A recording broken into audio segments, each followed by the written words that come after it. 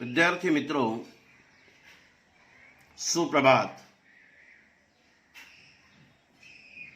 कक्षा 10वीं दूसरी इकाई पाठ क्रमांक 4 जो पद्य दिया गया है जिसका नाम है छापा, लेखक ओम प्रकाश आदित्य। छापा इसका अर्थ होता है धावा। इसका अर्थ क्या होता है?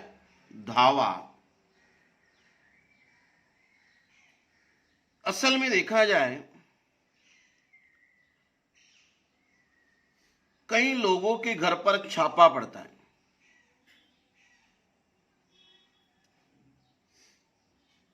कुछ अधिकारी जो है, जैसे हम आयकर विभाग के अधिकारी बोलते हैं, आयकर विभाग के अधिकारी किसी के पास अनधिकृत धन होता है या संपत्ति होती है, तो ऐसे लोगों के घर पर वो छापा मारते। ऐसा अनधिकृत जिस पर उनका अधिकार नहीं, ऐसे धन को सरकारी खजाने में जमा करते। उसके ऊपर केस भी दायर होता है, सजा भी उन्हें होती है।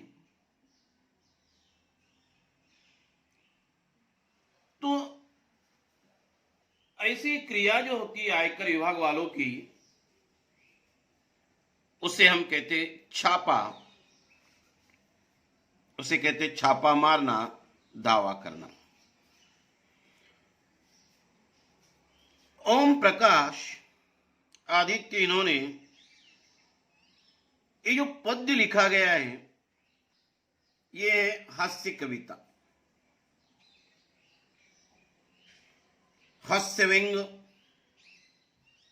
हिंदी साहित्य की बहुत ही सुंदर ऐसी ये विधाएं आम आदमी की जो आर्थिक स्थिति है, छापा मारने वालों की जो कार्य प्रणाली है, छापा इस कविता के माध्यम से ओम प्रकाश आदित्य इन्होंने बताया है।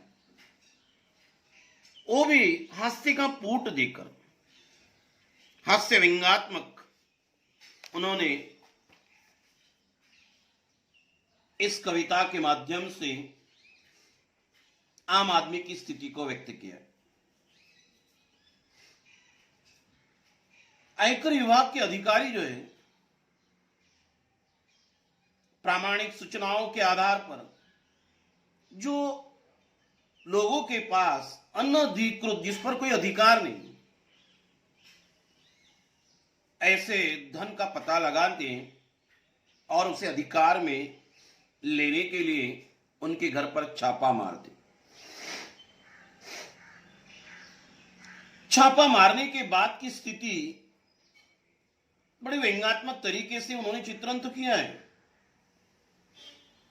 लेकिन छापे के दौरान अधिकारियों को वहां सोना चांदी तो दूर, रसोई घर की पीपियों में पेट भरने के लिए जरूरी अनाज भी नहीं मिलता है। रसोई घर में जो पीपियां होती, डिब्बे होते, उसमें जो अनाज रखा जाता है, वह अनाज भी नहीं मिलता है। जो छापा मारने वाले की जो कार्य प्रणाली और आम आदमी की जो आर्थिक स्थिति, इसका वास्तविक चित्रण इस कविता के माध्यम से कवि ओम प्रकाश आदित्य ने व्यक्त किया है। हम समाज में देखते हैं, सच में जो अनधिकृत धन प्राप्त करते हैं उनके घर पर छापा पड़ना चाहिए, लेकिन वहां छापा नहीं होता है। जिनके घर पर छापा पड़ना नहीं चाहिए उनके घर पर छापा पड़ता है। ऐसे ही गरीब के घर पर छापा पड़ दिया, सोना चांदी तो दूर, पेट भरने के लिए जो अनाज होता है, वह अनाज भी उनके डिब्बे में नसीब नहीं है। कवि ने एक प्रश्न भी, ज्वलंत प्रश्न भी पूछा है। जो अनधिकृत रूप से अर्जित धन अपने अधिकार में कर लेते, तो अधिकृत रूप से अर्जित आय से जिनके पेट नहीं भरते, उनकी सहायता करने की कुछ व्यवस्था सरकार क्यों नहीं करती? जो बेचारे ईमानदारी से अधिकृत धन प्राप्त करते हैं, लेकिन उससे उनका गुजारा नहीं होता है, तो उनके लिए क्या इंतजाम है, क्या व्यवस्था है? ऐसा एक प्रश्न हमारे सामने इस कविता के माध्यम से निर्माण होता है। कविता की ओर हम जाएंगे। कवि क्या कहते हैं?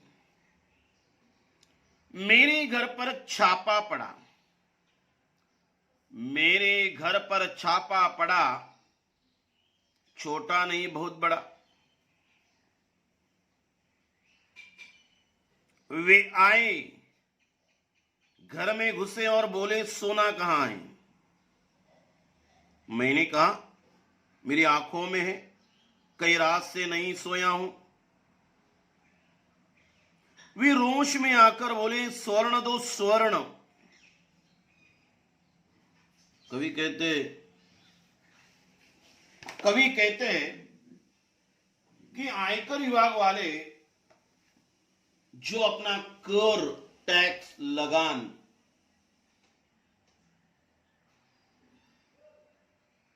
जो नाजायज ढंग से, गलत तरीके से अपनी संपत्ति अर्जित करने वाले लोगों के घर और कार्यालय पर छापा मारते हैं, ऐसा ही छापा कवि के घर पर पड़ा। जब कवि के घर पर ऐसा छापा पड़ा, तो कवि मांगी हुई वस्तुओं को साहित्य में इस्तेमाल किए जाने वाले शब्दों से जोड़कर एक हास्य व्यंग्य के माध्यम से जवाब देते। आयकर वाले तरह तरह के वस्तुएं मांगने लगे। कवि ने जैसे जैसे वो शब्द इस्तेमाल किए हुए, वो सब साहित्यिक शब्द है, उनके अलग अर्थ निकलते, तो कवि उनका बड़ा हास्य व्यंग्य के माध्यम से जवाब देता है। ऐसे कवि के घर पर छापा पड़ा, मेरे घर पर छापा पड़ा, छोटा नहीं बहुत बड़ा। कवि कहती कि मेरे घर पर छापा पड़ा,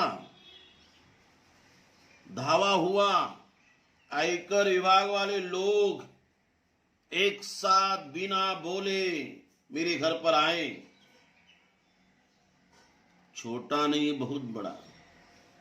वो छापा कोई छोटा मोटा नहीं था, बहुत बड़ा छापा पड़ा। वे आए, घर में घुसे और बोले सोना कहां है? वे लोग आए, मेरे घर में घुसे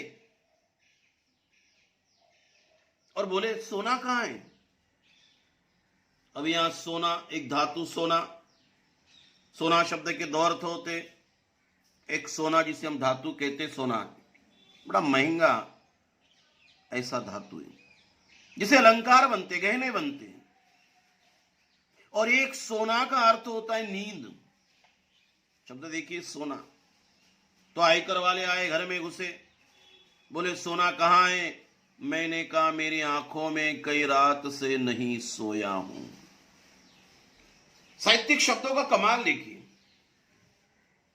एक सोना धातु जिसे अलंकार बनाए जाते हैं, एक सोना मतलब नींद लेना। आयकर वालों ने कहा सोना कहां है?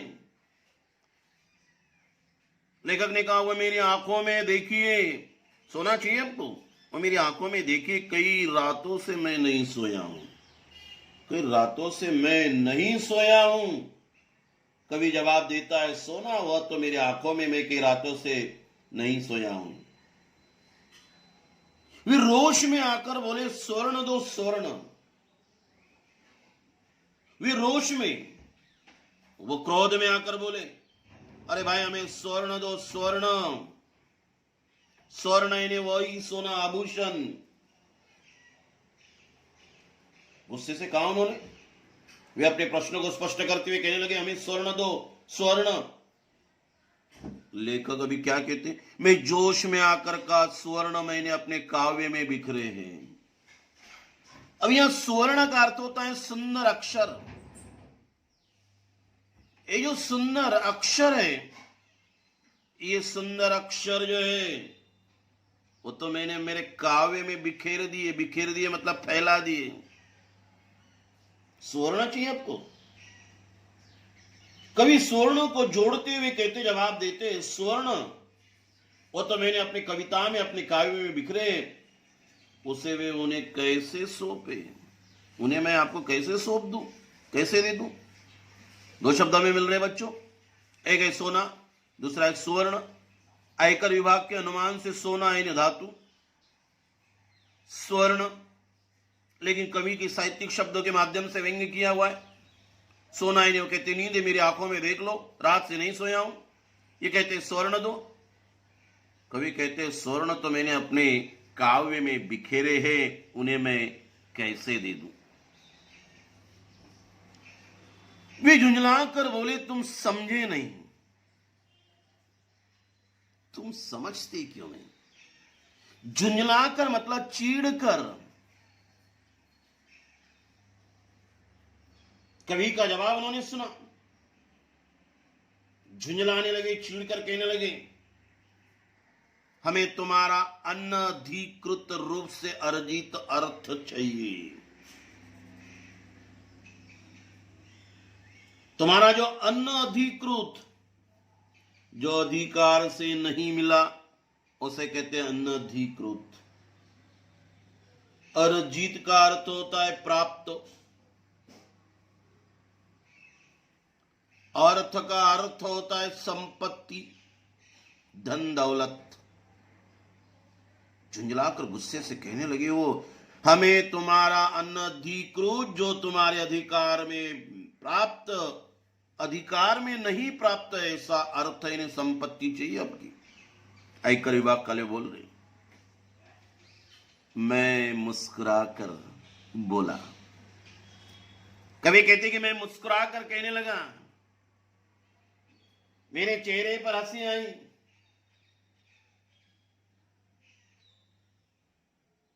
मुस्कुराकर वो अर्थ शब्द का जवाब देते। क्या जवाब देते हैं? ये कहते कि आपका अर्थ चाहिए, धन संपत्ति चाहिए। मैं मुस्कुराकर बोला अर्थ मेरी नई कविताओं में है, तुम्हें मिल जाए तो ढूंढ लो। आपको अर्थ चाहिए? आयकर विभाग की दृष्टि से अर्थ ही धन दौलत संपत्ति। कवि की दृष्टि से अर्थ काव्य पंक्तियों से निकलने वाला अर्थ, मीनिंग। आपको अर्थ चाहिए? कवि कहते हैं बस इतनी सी बात है। मुस्कुराकर चेहरे पर हंसी लाकर कहने लगे आपको अर्थ चाहिए तो मैंने अभी अभी मेरी नई कविता लिखी है, तुम्हें मिल जाए तो उस कविता से ढूंढ लीजिए, आपको मिल जाएगा अर्थ। पहला स्वर्ण सोना, दूसरा स्वर्ण, तीसरा अर्थ। वे कड़क कर बोले, गुस्सा आया उन्हें, कड़क कर कहने लगे चांदी कहां है? चांदी आपके पास जो संपत्ति है उसमें से जो चांदी है, एक धातु, वो कहां है? वो कड़क कर बोले। मैं भड़क कर बोला,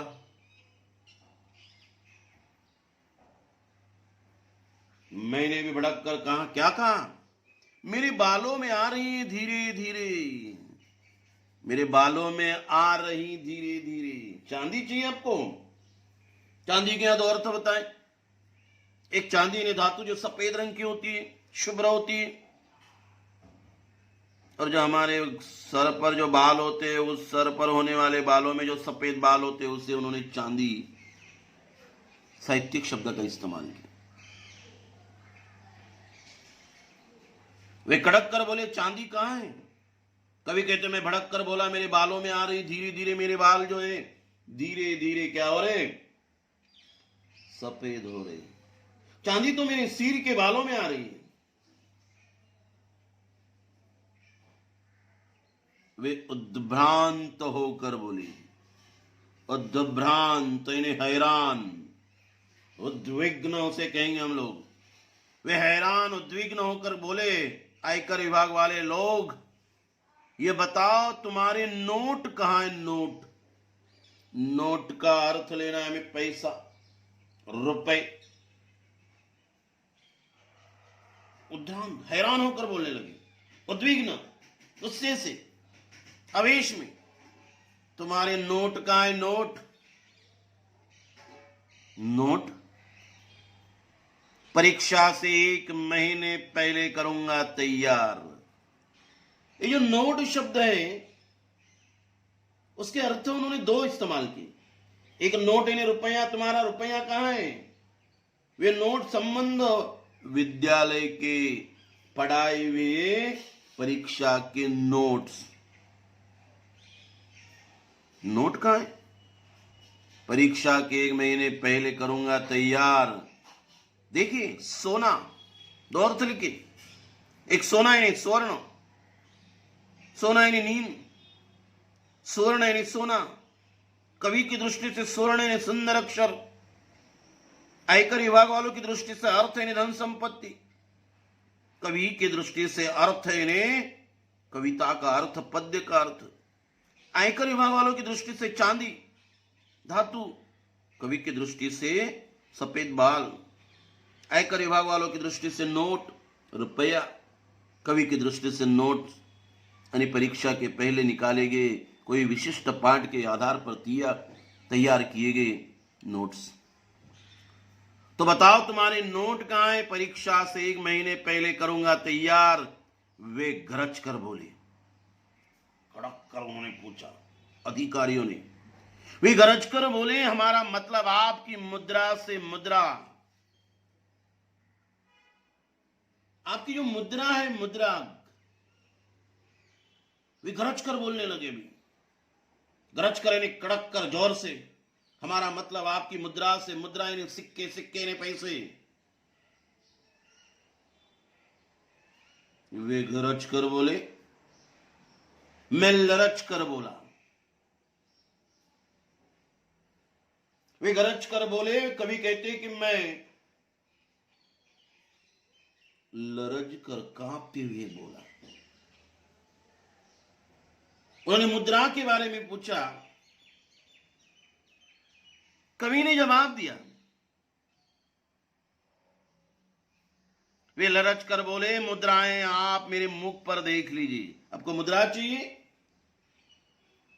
इसका अर्थ मुख मुद्रा, कवि की दृष्टि से मुद्रा तो आप मेरे मुख पर देख लो। आपको मुद्रा चाहिए, सिक्के चाहिए, पैसे चाहिए, तो मेरे चेहरे पर देख लीजिए ना मुद्रा। मुख मुद्रा उसे हम कहते हैं। मुद्राएं, कवि हाथ जोड़कर कांपते हुए कहने लगे, आपको मुद्रा चाहिए? मुद्रा तो आप मेरे मुख पर देख लीजिए। अधिकारी शांत नहीं। मुद्राएं आप मेरे मुख पर देख लीजिए। वे खड़े होकर कुछ सोचने लगे। अधिकारी लोग खड़े होकर कुछ सोचने लगे। फिर शयन कक्ष में घुस गए। शयन कक्ष, कक्ष यानी कमरा,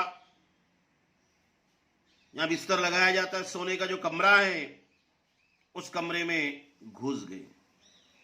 फटे हुए, मुद्राएं आप तो मेरे मुख पर देख लीजिए। वे खड़े होकर कुछ सोचने लगे। फिर शयन कक्ष में घुस गए, फटे हुए तकिए की रुई नोचने लगे। कुछ वक्त वह खड़े रहे। सोने के कमरे में घुस गए आयकर अधिकारी लोग। उनके फटे हुए तकिए की रुई जो नोचने लगे, क्या सोचकर? शायद इस तकिए में कुछ पैसे छुपा कर रखे होंगे।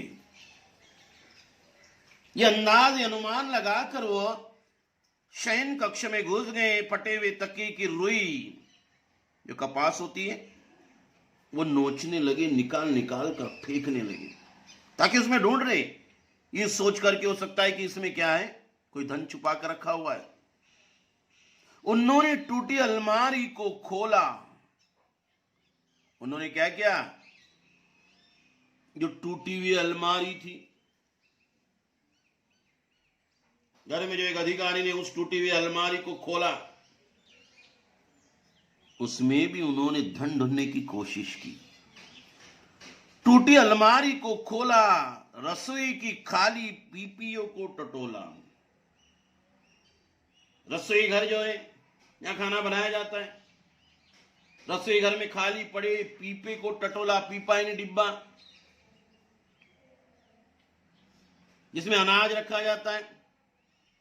हर डिब्बे को उन्होंने टटोला, देखा, लेकिन सारे के सारे डिब्बे खाली, ना उसमें अनाज ना धन दौलत।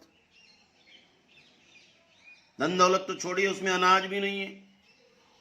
बच्चों की गुल्लक तक देख डाली। गुल्लक धन संग्रह का पात्र, जो बच्चे मिले हुए पैसे उसमें इकट्ठा करते, धन संग्रह यानी इकट्ठा पात्र, जो गुल्लक थी बच्चों की वह तक देख डाली अधिकारियों ने। पर सब में मिला एक ही तत्व था, खाली। पर उन्हें कुछ भी हाथ नहीं मिला, सब कुछ खाली था। हो सकता है कि उन्हें गलत सूचना मिली, और गलत सूचना मिली, गरीब के घर पर उन्होंने छापा डाला। जिस घर में टूटी हुई अलमारी है, फटे हुए तकिए है, रसोई घर में डिब्बे, लेकिन अनाज नदारत है, गायब है। इससे अंदाज लगता है कि इनके घर में कुछ नहीं है। कवि कहता है कि उनके घर में कुछ नहीं है, बस एक ही तत्व था, सब कुछ खाली। कनस्तरों को, मटकों को ढूंढा, सब में मिला शून्य ब्रह्मांड। अधिकारी इस पर रुके नहीं। उनके घर में जो कनस्तर थे, पतरा या टीन का पीपा, डिब्बा उसे कहेंगे, कनस्तर यानी पतरा, मटकों को ढूंढ डाला, उसमें भी कुछ नहीं। सब मिला शून्य ब्रह्मांड। सब मिला शून्य ब्रह्मांड, यानी शून्य ब्रह्मांड का अर्थ होता है रिक्त संसार। रिक्त संसार यानी खाली संसार। जो घर में होने वाली सारी संसारिक चीजें थी वो सब खाली। देखकर मेरे घर में ऐसा अरण्य कांड। अरण्य कांड का अर्थ होता है बिखरा हुआ। उनका खिला हुआ चेहरा मुरझा गया। अधिकारी घर में आए। घर में आने के बाद उन्होंने मटकों को टटोला, कनस्तरों में पानी, जो कनस्तर थे, डिब्बे थे घर में, उसको टटोला, सबको टटोला, देखा, पर उन्हें सब खाली मिले। वे कहते, ऐसा निर्जन दृश्य, घर में जो अरण्य कांड हुआ, सारा बिखरा हुआ सामान, ये दृश्य देखकर उनका जो खिला हुआ चेहरा था, जो प्रसन्न ऐसा चेहरा था, वो अभी तो कैसे हो गया, मुरझा गया। क्योंकि उन्होंने सोचा था कि छापे के मारने के बाद काफी धन मिलेगा, पर यहां तो कहीं कुछ भी नहीं था। इसी के कारण उनका प्रसन्न ऐसा खिला हुआ जो चेहरा है, वो खिला हुआ चेहरा क्या हो गया, मुरझा गया। क्यों मुरझा गया? उनके हाथ कुछ नहीं आया, उनका खिला हुआ जो चेहरा है वो मुरझा गया। और उनके 20 शुचि हृदय में रौद्र की जगह करुण रस समा गया। कवि के घर में कुछ नहीं मिला, पछताने लगे। जो उनके हृदय में ढेर सारी शुचि थी, जो रौद्र रस था, रौद्र यानी क्रोध, गुस्सा, मन में गुस्सा था। घर की हालत देखकर उनके गुस्से का रूप बदल गया। अभी करुण रस, दया, अनुकंपा, उन्हें दया आने लगी। पहले तो गुस्सा था, लेकिन घर की हालत देखकर उन्हें दया आने लगी। करुण रस निर्माण हुआ, दया निर्माण होगी। वे बोले, क्षमा कीजिए, हमें किसी ने गलत सूचना दी थी। वे बोलने लगे, आयकर अधिकारी जो छापा मारने के लिए आए, वह कहने लगे, बोलने लगे, हमें क्षमा कीजिए, माफ कीजिए। माफी मांगने लगे। उनका सिर जो है शर्म से झुक गया। माफी मांगने लगे, हमें किसी ने गलत सूचना दे दिए। अपनी असफलता पर वे मनी मन पछताने लगे। जो उनके हाथ कुछ सफलता ही नहीं मिली, अपनी असफलता पर मनी मन वो पछताने लगे, दुखी होने लगे, सिर झुकाकर वापिस जाने लगे। इतनी शर्म ग्लानि उनको महसूस होगी, अपना सर झुकाकर वो वापस जाने लगे। तो क्या हुआ? मैंने उन्हें रोककर कहा, ठहरिए। कभी कहते मैंने उनको रुकाया, क्षमा मांगी, उन्होंने वापस जाने लगे। सर झुकाकर उन्होंने क्षमा मांगी। जो गुस्सा था, क्रोध था, वहां उनके अंदर करुणा निर्माण हुई। जब वो वापस जाने लगे तो मैंने रोक कर कहा, ठहरिए, सिर मत धुनिए, मेरी एक बात सुनिए। सिर मत धुनिए मतलब पश्चाताप के कारण दुख प्रकट करना, उसे कहते सिर धुना। कभी उन्हें कहने रोककर कहने लगे, आप मेरी एक बात सुन लीजिए, पछतावा मत कीजिए, मेरी एक बात सुन लीजिए। मेरे घर में अधिक धन होता तो आप ले जाते। यदि छापे के दौरान मेरे घर में आपको अधिक धन संपत्ति मिल जाती तो आप क्या करते? उसे ले जाते। आप थोड़ी छोड़ते। अब आप मेरे घर में बिल्कुल धन नहीं है। अब जब मेरे घर में बिल्कुल धन नहीं है, अब आपने देख लिया कि मेरे घर में कोई धन नहीं है, तो आप मुझे कुछ देकर क्यों नहीं जाते? जब मेरे घर में बिल्कुल धन नहीं है, मैं निर्धन हूं, गरीब हूं, तो कुछ धन मेरे लिए क्यों देकर नहीं जाते? मेरी स्थिति आपने देख ली, आप मुझे कुछ धन देकर तो जाइए। जिनके घर में सोने चांदी के पलंग और सोफे है, जिनके घर में, जिन लोगों के घर में सोने चांदी के पलंग और सोफे मतलब ढेर सारी धन संपत्ति है, उन्हें तो आप निकलवा कर ले लेते, उन्हें तो आप निकलवा लेते, निकलवा कर ले जाते। ठीक है, निकलवा लीजिए। आपका काम है धन संपत्ति को, अनधिकृत धन संपत्ति को निकलवाना। बहुत अच्छी बात है, निकलवा लीजिए, आपका काम ही वो है। पर जिनके घर में बैठने को कुछ भी नहीं है, टूटी कुर्सी भी बैठने के लिए नहीं है, लकड़े का तख्त भी नहीं है, उनके यहां कम से कम एक तख्त तो डलवा दीजिए। उनके घर पर बैठने के लिए, सोने के लिए, सोना मतलब नींद, सोने के लिए एक तख्त, लकड़ी का तख्त तो कम से कम डालने का इंतजाम, व्यवस्था कर दीजिए। कभी यहां बताना चाहते हैं कि जिनके घर में पैसा नहीं, धन दौलत नहीं, जिनके घर में अनधिकृत धन नहीं मतलब अधिकृत सारी चीजें हैं, लेकिन उनसे गुजारा नहीं होता है। और जब उससे गुजारा नहीं होता है तो इनका भी काम है ऐसे लोगों के जीवन निर्वाह के लिए कुछ इंतजाम करना, व्यवस्था करना। यहां दो स्थिति का वर्णन मिल रहा है। एक आयकर विभाग वालों की स्थिति, एक निर्धन गरीब व्यक्ति के घर में छापा पड़ने पर उसके हालात कैसे होते, उसकी स्थिति। इन दो स्थितियों के माध्यम हास्य व्यंग्य। हास्य व्यंग के माध्यम से एक शब्द के जो अनेक अर्थ निकलते, उस शब्दों का उपयोग कर कर यहां उन्होंने हास्य व्यंग निर्माण किया हुआ है। इसीलिए समाज की जो स्थिति है, आम आदमी की जो स्थिति है, उसका वास्तविक चित्रण कवि ओम प्रकाश इन्होंने इस काव्य के माध्यम से व्यक्त किया हुआ है। उम्मीद कर रहा हूं कि बच्चों आपको ये समझ में आया होगा। धन्यवाद।